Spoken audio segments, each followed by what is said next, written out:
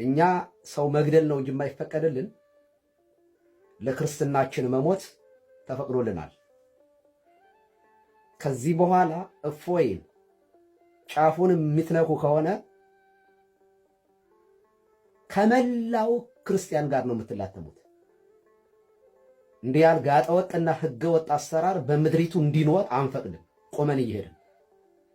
ስለዚህ አንደኛ ይህንን መልእክት የምትመለከቱ በሙሉ የመንግስት ባለስልጣናት እንዲህ ያሉ ሀገር የሚያሸብሩ ሃይማኖትን ከሃይማኖት ለማጣላት ሌት ተቀን የሚሰሩ አክራሪ እስልምና የማይወክሩ በእስልምና ስም የመጡ ነውረኞችን መንግስት ስራ ሊያስይዝ ይገባል። በፖለቲካ ላይ ልዩነት ሊኖረን ይችላል። ይሄ ግን የፖለቲካ ጉዳይ አይደለም፣ የሀገር ጉዳይ ነው። ሁለተኛ በጣም ጤናማ የሆናችሁ ሙስሊም ወንድሞቻችን የእስልምና እምነት አባቶች አላችሁ። እንዲህ ያሉ አሸባሪዎችና እምነታችሁን ወክለው እምነታችሁን የሚያጥላሉ ነውረኞችን ስርዓት ልታስይዟቸው ይገባል።